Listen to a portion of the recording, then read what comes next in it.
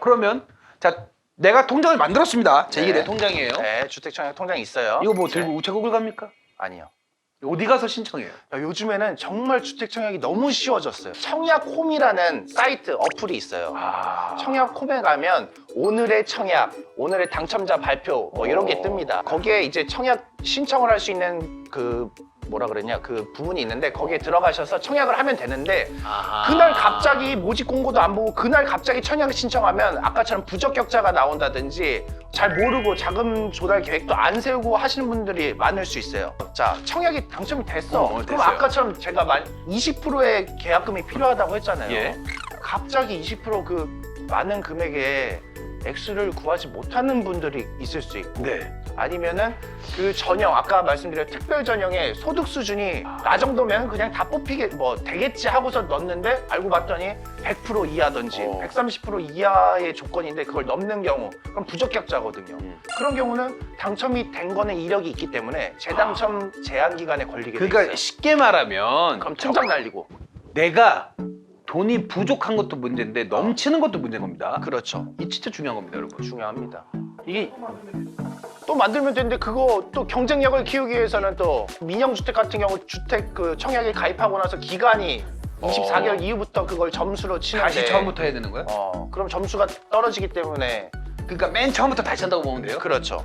제가 같은 경우 민영주택이 됐잖아요. 이야. 민영주택 같은 경우 1순위를 아까 부양가족 수, 무주택 기간, 그다음에 청약통장 가입 기간으로 점수를 매긴다 그랬는데 저 같은 경우 무주택 기간 지금 제 나이가 30 올해 6 됐거든요.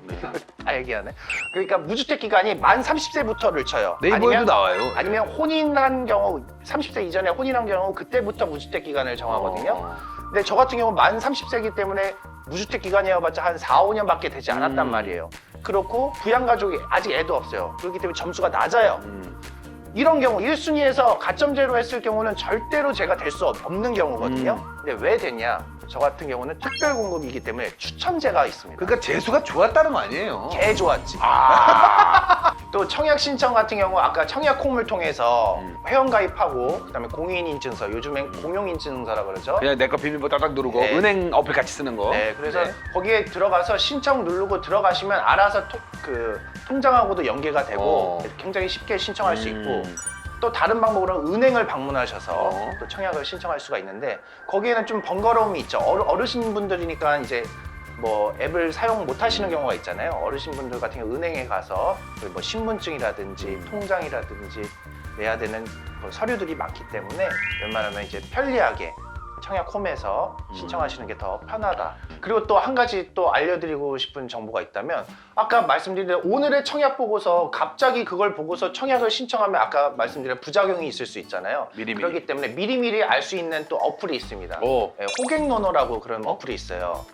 호갱노노. 거기에 보면 앞으로 모집 공고가 뜰 아파트에 대해서 그게 뜹니다. 그 호갱님이 안 되겠다 그거 아니죠? 그렇죠. 그것을 보고서 미리 언제 모집 공고가 뜨고 언제 이제 청약을 신청하는지 미리 보고서 거기서 모집 공고문을 다 읽어보시고 아 내가 거기에 해당이 된다 하시면 청약홈에서 청약 신청 당일에 그 날짜를 알고 계셨다가 신청을 하시면 됩니다.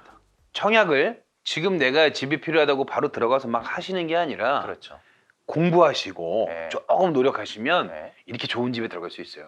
제가 이제 아파트 청약이 됐어요. 네. 그래서 이제 홍재 씨처럼 1억 5천을 넣었어요. 계약금을 넣었어요. 그다음 뭐 또 내고 뭐 내야 될 거 아니야. 그렇죠. 그거 좀. 계약금이 준비됐다고 해서 끝나는 게 아니라 거기에 맞게끔 증명할 서류들을 제출해야 되거든요. 가구원별 그 소득 기준을 충족을 시켜야 하기 때문에 5년 내에 소득세를 낸 그 소득 증명서를 내야 됩니다. 그리고 가족 세대원의 가족관계 증명서, 그다음에 내가 본인이라는 걸 알려드려야 되기 때문에 인감증명서 같은 게 필요하고 그리고 또 가장 중요한 게 요즘 그 부동산 신고할 때 규제 지역 내에서는 자금 조달 계획서라고 있어요.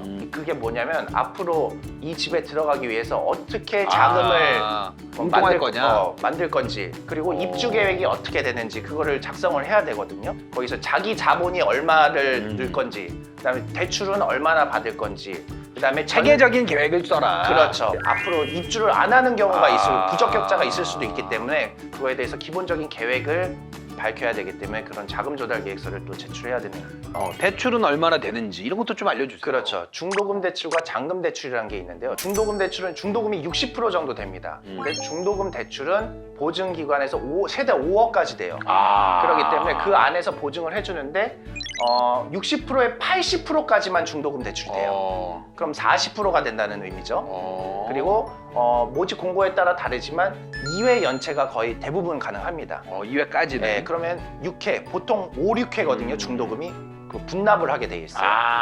네. 그러니까 총 내라는 날짜가 정해져 있는 날짜에 맞춰서 그렇죠. 대여섯 번을 1억씩은 넣어야 된다는 거네요. 뭐 거의 그 정도 액수가 되는데 6번 60% 정도인데 그 중에서 80%가 중도금 대출이 나오고 그 다음에 2회 정도 뭐 연체를 하거나 아니면 본인의 자금으로 아니면 신용 대출을 받아서 할 수가 있고 나머지 이제 잔금 대출이 있을 거야. 네. 20%. 네. 입주 지정일에 입주를 해야 되잖아요. 그 전에 잔금을 모두 다 갚아야 되는데 여기서 중요한 게 그때 당시에 시세로 쳐서 그 아파트의 40% 요즘은 투기과열지구는 LTV로 40%까지 나옵니다. 주택담보대출이. 네. 그럼 거기서 중도금 대출이 주택담보대출로 변화를 해서 담보대출을 받아야 돼요. 그래서 최대 40% 투기과열지구 네. 같은 경우는 40%까지 나옵니다.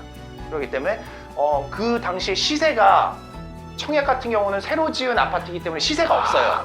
만약에 내가 2019년도에 청약이 됐어도 네. 2021년도에 시세로 대출이 그렇죠. 되네요. 근데 그거는 새 아파트이기 때문에 어. 거래가 없기 때문에 시세가 없어요. 감정가. 그렇죠. 그때 감정가로 따집니다. 감정가의 40%가 나오기 때문에 제 예를 들자면 지금 분양 당첨이 7억 5천에 됐어요. 근데 그 주변 일단 아파트 현재의 시세를 보면 보통 11억? 84가 11억에서 12억 정도 돼요. 그렇죠. 그리고 2023년에 입주를 하기 때문에 그때 되면 13, 14억 아파트가 어떻게 될지 모르지만 예상상 얘 한 7억 벌었네. 뭐 한 13억 뭐 이렇게 되겠죠. 그럼 그때 감정 평가를 받아서 거기에 40%가 나오는 거죠. 네. 그럼 나머지 금액을 뭐 자기 뭐 신용대출에 자기 그 자금을 모아서 너 그다음에 어떡하려고 메꾸는. 그러냐? 그래서 중요한 게 아까 말씀드린 자금 조달 계획이 굉장히 중요합니다. 2월 19일 이후부터는 전세를 못 준다 그랬죠. 저 같은 경우는 전세를 줘서 이렇게 메꿀 수가 있어요. 왜냐면 7억 5천이기 때문에 지금 그 당시에 전세 가격이 거의 매매가나 마찬가지거든요. 그래서 전세가로 메꿀 수가 있는데 오케이.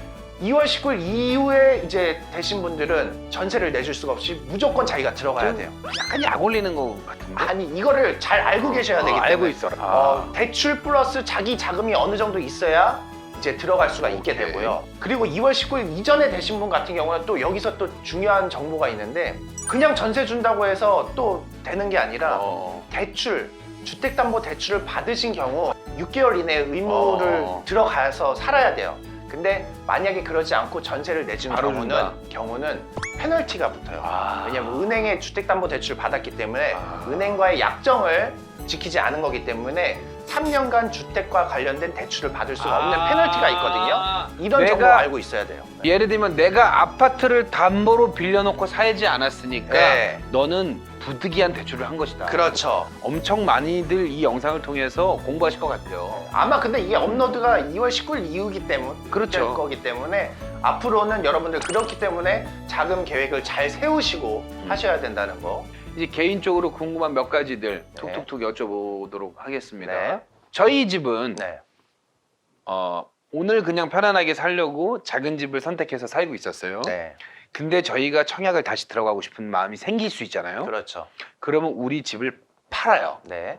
그리고 남의 집에 전세나 월세로 들어가요. 네. 그리고 5년이 지나면 다시 된다는 거예요? 가능하기도 하고 그리고 그 무주택 5년이죠. 민영주택 같은 경우는 네.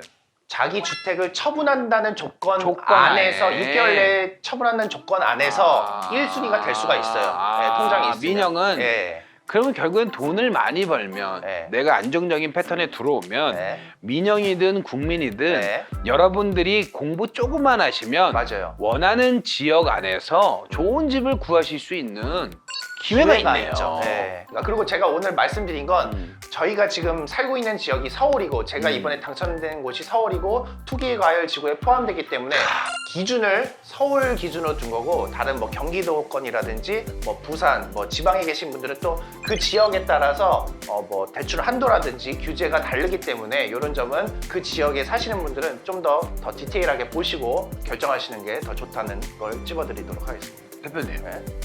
강일동 네. 현대 힐스테이트 앞에다가 부동산 합시다.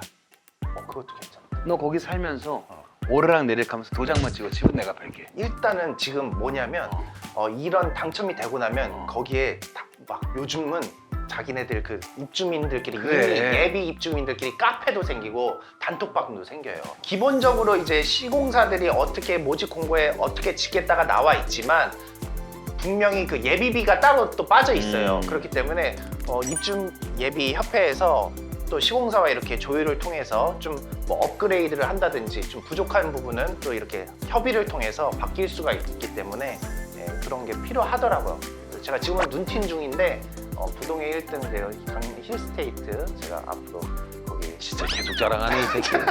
그 앞쪽에 뭐 부동산 차리면 네. 또 많은 분들이 또 찾아주시면 좋겠네요. 또 여러분들 오늘 저희가 몇 가지 짚어드리고 싶은 것들은 주택 청약 미리미리 준비하시고 네. 그 청약 통장은 네. 오늘 당장 좀 준비해 보시고 네. 그다음 청약홈 어플이나 네. 사이트 등을 통해서 정말 복잡하고 어려운 용어들로 되어 있어서 혼란스러우실 수 있지만 네. 아주 조금만 공부하시고 유튜브와 또 검색창을 통해서 공부하시면 이렇게 좋은 집에 좋은 또 기회를 여러분도 누릴 수 있지 않을까 네. 그렇게 생각합니다. 요즘 또 정부에서 예전에는 85제곱미터 이하는 보통 가점제로가 거의 100%였어요. 근데 요즘에는 그 추첨제를 더 늘림으로써 가점이 안 되시는 정말 실제로 그 주택이 정말 필요하신 필요한 분들이 사람들한테 기회를 많이 드린다. 기회를 더 드리는 게 많이 생겼거든요. 그러니까 관심을 가지시고 나의 소득 수준 또한 그 130%에서 160%까지 넓혔기 때문에 또한 접근성이 또 좋아졌거든요. 그래서 많은 분들이 주택 청약을 갖고 관심을 가지시면 충분히 도전해 볼 수 있다. 오늘 어떻게 이렇게 청약 특별편을 해서 여러분들께 보여드렸는데 워낙 정보가 많다 보니까 여러분들에게 정말 충분한 정보를 다 전달해 드렸는지 모르겠습니다. 하지만 앞으로 부족한 부분이 있다면 저희가 또 추가 촬영을 통해서 여러분들께 정보를 전달해 드리도록 할 테니까요. 궁금하신 점 있으면 댓글로 남겨주시고요. 앞으로 더욱더 좋은 정보 여러분들께 공유하도록 노력하도록 하겠습니다. 여러분 우리가 팔고 싶은 집이 아니라 우리가 살고 싶은 집을 소개해 올리고 우리가 여러분의 집도 팔아드리겠습니다. 감사합니다. 부동의 1등! 좋아요, 꾹! 구독, 꾹! 장홍재 짬뽕 꾹!